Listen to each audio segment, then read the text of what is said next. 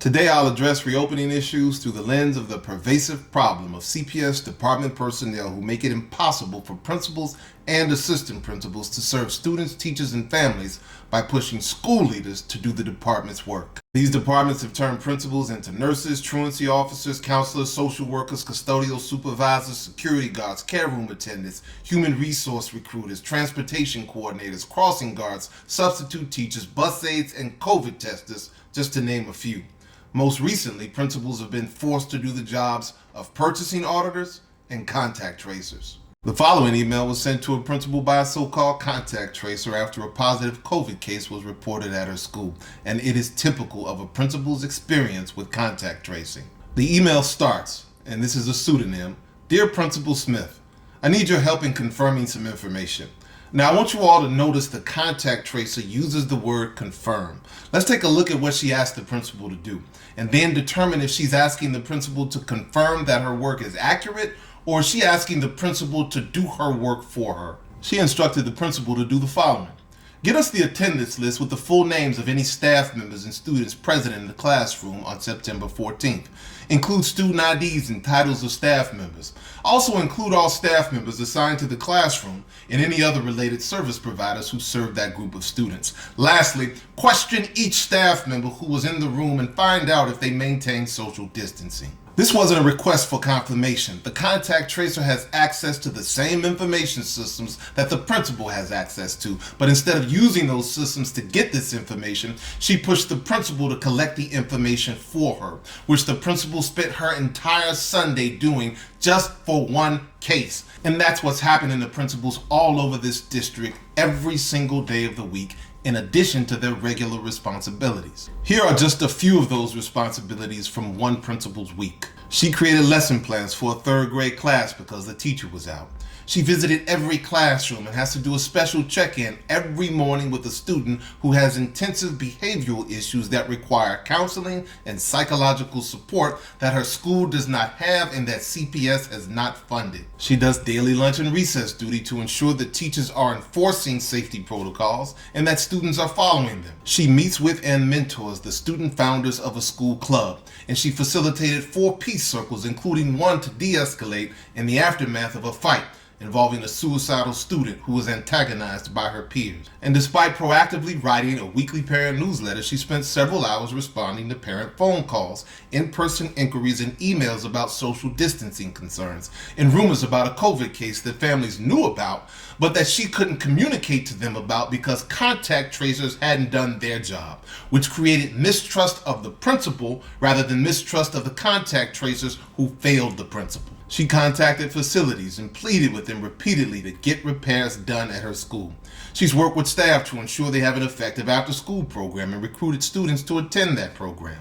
She trained the care room person because he didn't get any training from the district and didn't know safety protocols. She had to rewrite tech protocols because the district didn't fund the replacement of Chromebooks or the chargers that go with them. She spent 40 minutes on the phone with angry parents trying to convince them to pick up their sick children and then try to figure out a way to keep those children from falling behind when they have to stay home. She calls HR every day because they haven't staffed her new hires, and she usually gets no response.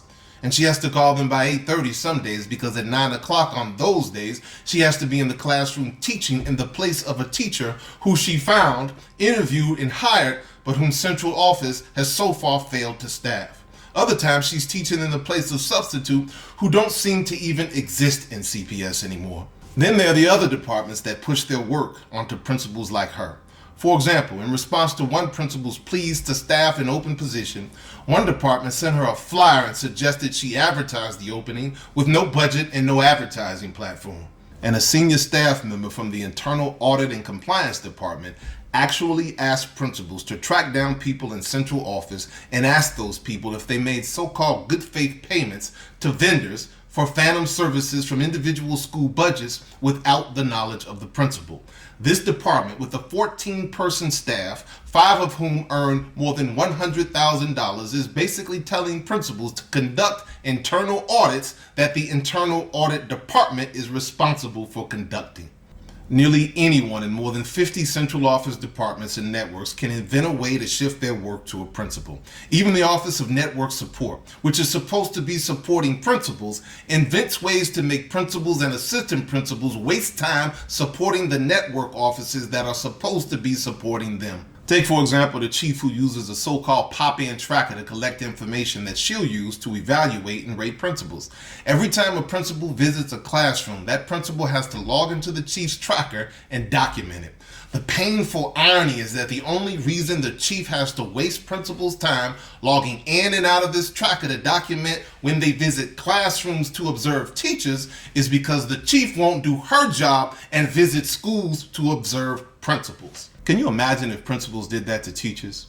If they had teachers document how many times they checked for student understanding because the principal didn't visit the classroom to observe it for himself? It wouldn't be acceptable if a principal did this to a teacher, and it is unacceptable for a chief to do to a principal. It is living with this kind of daily hypocrisy that takes a toll on the physical and mental health of the people who lead our schools, most of whom are women of color. In conclusion, principals have told me repeatedly that one of the most infuriating aspects of this central office behavior is that most of them are working from home, shifting their work onto principals who are actually working in schools. For a principal or assistant principal, it feels like central office staff are sitting at home on their sofas by themselves thinking, how can I get a principal who's in a school with 80 staff members and 1,000 students to do my work? One principal wrote to me, ask the board to tell central office to go back to work in the buildings or come to our buildings and cover a class, cover for an absent or vacant custodian position, security, or nurse. I don't need another manual, another webinar, and I certainly don't need another virtual apology tool. We need competent, trained adults in the building supporting children, period. Another principal wrote, the biggest problem is that it is absolutely clear that zero of these central office departments talk with each other. I hope the new CEO compels each department to list every task they make us do. Then take a long, hard look at that list and ask themselves, how can any human being be pulled in so many directions by dozens of offices and still be effective at the intense work of leading a school in Chicago? There are some good, well-meaning people on this board and in central office. I've met many of you. I believe in your sincerity and in your good intentions. But the systems and departments within CPS are not directed by your good intentions. Our teachers, and most of all, I believe our principals, are the only reason this district hasn't collapsed under the weight of its own hubris and neglect. To the new CEO, this is the reality for principals and assistant principals in the district you're walking into. I've been told that Mr. Martinez said he wants to meet with 100 principals. And at CPAA, we are more than willing to work with the district to help organize those conversations so that you can hear from them yourself as soon as possible and take steps to reform how central office operates so that our members can focus on the important work of serving our teachers, students, and families.